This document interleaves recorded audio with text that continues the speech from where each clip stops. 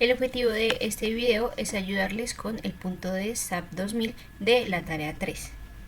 Yo aquí tengo un enunciado aleatorio y en el punto C de este problema nos piden que usando SAP 2000 calculemos las columnas 3 y 7 de la matriz de rigidez KLL si uno de los cables, que es el elemento B del puente, se revienta.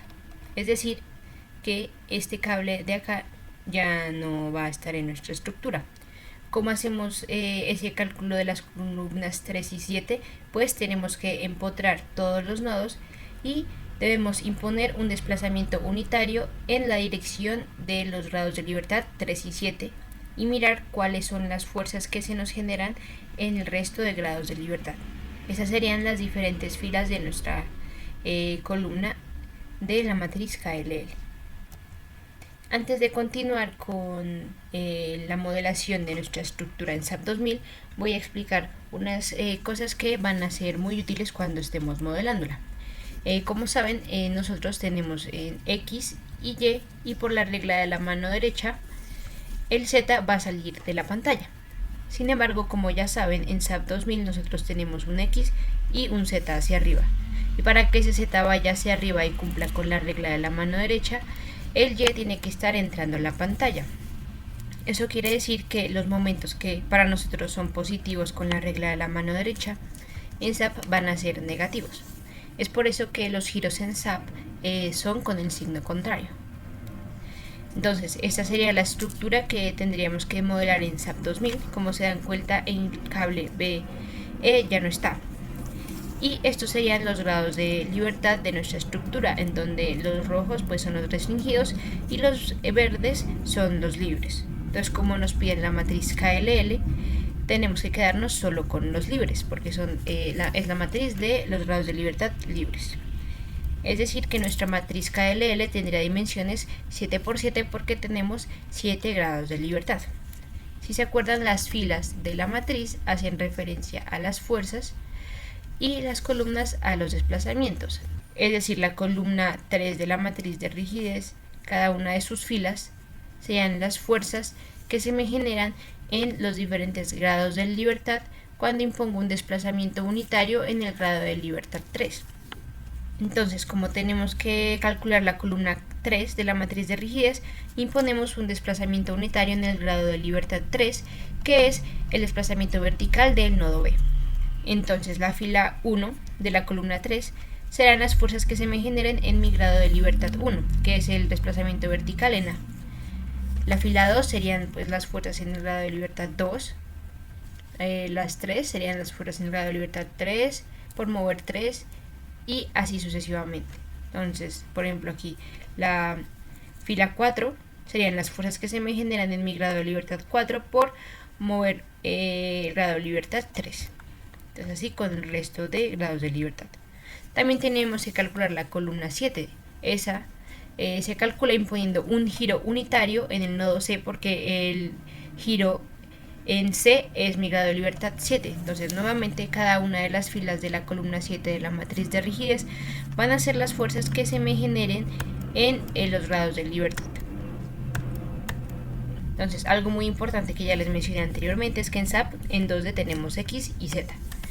Como les había dicho, el Y en este caso va entrando en la pantalla para que el Z pueda ir hacia arriba con la regla de la mano derecha. Eso quiere decir que nuestro giro, que es positivo para nosotros, esa va a ser negativo, es decir, tenemos que ingresar el valor del giro en negativo. Listo, una vez teniendo eso claro, vamos a empezar a modelar nuestra estructura. Lo primero que tenemos que hacer cuando entramos a SAP es verificar las unidades, que estén en kilonewton metro grado centígrado. Ahora vamos a crear un nuevo modelo. Para eso vamos aquí en File y New Model. Una vez haya cargado, le damos clic en Grid Only. Aquí está nuestro enunciado. Entonces, como se acuerdan, SAP en 2D trabaja con X y con Z. Entonces, en X vamos a tener 1, 2, 3, 4 grid lines y en Z vamos a tener 3 grid lines. Y el espaciamiento entre esas grid lines en X en mi caso serían de 15.5 y en Y, como varían, por el momento también voy a poner 15.5. Entonces aquí habíamos dicho que eran 4 en Y 1 y en Z3. Aquí era 15.5 y aquí también 15.5 y damos OK. Listo, una vez haya cargado, si nos abren las dos ventanas, esta es la de 3D que no la vamos a usar, entonces la cerramos y aquí seleccionamos XZ. Listo, ahora vamos a modificar la grilla con clic derecho, Edit Grid Data, le damos aquí en Modify Show System, Spacing y Glue to Grid Lines. Entonces aquí en X el espaciamiento para todos es de 15.5. Sin embargo en Z tenemos uno de 15.5 y uno de 1. Acuérdense que cada uno tiene un enunciado diferente. Entonces esto está bien, 15.5 en X, pero en Z este de acá sería 1. Entonces ponemos 1 y damos Enter. Y damos OK y OK. Listo. Ahora vamos a definir los materiales. Acá en el enunciado tenemos dos elementos, unos que son vigas y otros que son un cable que está compuesto por torones. Entonces este pues sería concreto y este parece ser acero, entonces vamos a crear esos dos materiales. Para eso vamos aquí en Define Materials. Vamos a este 4000 PSI, darle en Modify Show Material. Este sería el de concreto, entonces le cambiamos el nombre a concreto. Aquí le ponemos 0 para que no considere el peso propio. Y en el módulo, en mi caso son 20.000 megapascales. Entonces aquí en SAP podemos escribir los 20.000 megapascales y damos Enter. SAP ahí ya reconoce que es megapascales y lo pasa a kilopascales para que esté bien con las unidades. Le damos OK.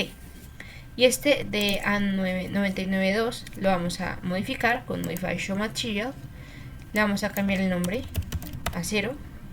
Ponemos nuevamente 0 en el peso por unidad de volumen, y aquí en el módulo en mi caso son 200.000 megapascales. Entonces nuevamente podemos escribir 200.000 megapascales y damos Enter y OK y OK. Ahora vamos a crear las secciones. Aquí pues tendríamos la viga y otra sección para los cables. Para eso vamos aquí en Define Section Properties y Frame Section. Damos aquí en Add New Property, que sea aquí de concreto y rectangular. Aquí le ponemos la viga y sus dimensiones. En mi caso la altura es de 45 centímetros y la base de 35 centímetros. Entonces aquí podemos poner viga de 35 por 45. Este depth es la altura, o sea serían 45. Y este width es la base, que en mi caso son 35. Aquí en el material verificamos que el material esté el de concreto. Y damos OK. Y OK. Ahora vamos a definir los cables. Entonces vamos aquí en Define, Section Properties y Cable Section. Aquí cambiamos, aquí le damos clic en Add New Section y ponemos nombre de cable. En material verificamos que esté el acero y aquí que esté Specify Cable Area. Entonces, ¿cuál sería el área del cable? El cable está compuesto por torones y nos dan la cantidad de torones y el área de cada torón. Como este cable, el enunciado nos dice que ya no existe, solo tenemos que considerar el cable CF, que en mi caso tiene 7 torones con un área de 0.987. Entonces aquí en SAP, en la parte de Specify Cable Area, damos 7 por 0.987 y damos Enter. Y le damos en OK. Y OK. Listo. Ahora vamos a dibujar nuestra estructura. Para eso utilizamos esta herramienta de acá. Y verificamos que esté en Straight Frame y esté en nuestra viga que acabamos de crear. Aquí nos dice que las vigas tienen su nodo inicial como el izquierdo y el nodo final el derecho. Entonces damos clic en el nodo A, luego en el B, en el C y en el D, todo derecho, y Enter. Y ahora aquí vamos a dibujar el cable, entonces seleccionamos en Straight Frame, lo cambiamos a Cable y verificamos que este es el cable que acabamos de crear. Para el caso del cable, el nodo inicial es el C y el nodo final es el F. Entonces damos clic en el nodo C y clic acá. y damos enter. Todo esto de acá lo vamos a dejar por defecto y damos OK. Listo, cerramos y le damos escape. Ahora tenemos que asignarle a este elemento un pasador, porque si se dan cuenta en el enunciado, este elemento tiene un pasador. Para el caso de los cables, como ya en SAP dijimos que era un cable, este solo va a trabajar axialmente, es decir, no tenemos que ponerle el pasador a los cables. Entonces seleccionamos el elemento y vamos a Assign, Frame y Release Partial Fixity. Como el pasador está en el nodo inicial, seleccionamos el nodo inicial en momento 3.3 y le damos OK. Ahora tenemos que asignarle los apoyos a la estructura. Como vamos a calcular la columna 3 y 7 de la matriz de rigidez, habíamos dicho que se calculaba empotrando todos los nodos e imponiendo un desplazamiento unitario en la dirección de los diferentes grados de libertad. Para eso seleccionamos toda nuestra estructura y vamos en Assign, Join y Restraints. Damos clic en este de empotrado y le damos en OK. Ahora vamos a definir los patrones de carga. Para eso vamos aquí en Define y Load Patterns. Este que está acá le vamos a cambiar el nombre a cargas, que sea de tipo otro. Y aquí en Self Well Multiplier lo dejamos en 0 para que no considere el peso propio y le damos en Modify Load Pattern. Damos clic en OK. Ahora vamos a definir los Load Cases. Para eso vamos a Define y Load Cases. Este que dice Modal lo vamos a eliminar con Delete Load Case porque no lo vamos a usar en el análisis. Y este de que está Dead vamos a darle en Modify Show Load Case. Le vamos a cambiar aquí el nombre a cargas, que sea estático de tipo lineal y verificamos que aquí cargas esté añadido con un factor de 1. Damos OK y OK. Listo. Primero vamos a calcular la columna 3 de la matriz de rigidez. Entonces, como el grado de libertad 3 es el vertical del nodo B, tenemos que asignarle un desplazamiento unitario al nodo B. Entonces seleccionamos el nodo y vamos en Assign, Join Loads y Displacement. Verificamos que diga cargas en el sistema global y aquí en Translacional Z vamos a darle 1 y le damos OK. Listo, ahí ya se añadió nuestro desplazamiento. Ahora ya podemos correr el modelo y podemos guardarlo como columna 3. Antes de correrlo vamos aquí en Analyze, Set Analysis Option y seleccionamos XZ Plane. Y le damos aquí en Run Analysis y Run Now. Una vez haya corrido nos muestra la silueta deformada. Sin embargo, vamos a darle aquí para que nos muestre la silueta sin deformar. Y vamos a pedirle a SAP 2000 que nos muestre cuál es el ID de cada uno de estos nodos. Para eso seleccionamos este chulito y le damos clic en Labels y damos OK. Esto es para saber pues cuáles son las fuerzas que están relacionadas con cada nodo. Ahora le damos en Control T y aquí en Analysis Result en Join Output le damos más y aquí en Reaction le damos más y seleccionamos esta de Table Join Reactions para ver cuáles son las reacciones en cada nodo. En Select Load Patterns verificamos que esté cargas, Select Load Cases también que esté cargas y damos OK. Listo, entonces nos sale esta tablita. Como estamos calculando, acuérdense, la columna 3, la fila 1 van a ser las fuerzas en mi grado de libertad 1, que es el desplazamiento horizontal del nodo A, es decir, F1 en 1, o sea 0. La fila 2 de la columna 3 van a ser las fuerzas en mi grado de libertad 2, que es el desplazamiento horizontal en B, es decir, 2, F1, o sea 0 también. La fila 3 sería pues el desplazamiento vertical del nodo B, que sería en 2, sería F3.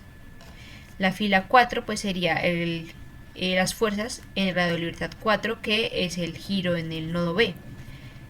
es decir, M2. Pero si se acuerdan, en SAP los giros son con el signo contrario, es decir, no sería menos 660, sino sería 660.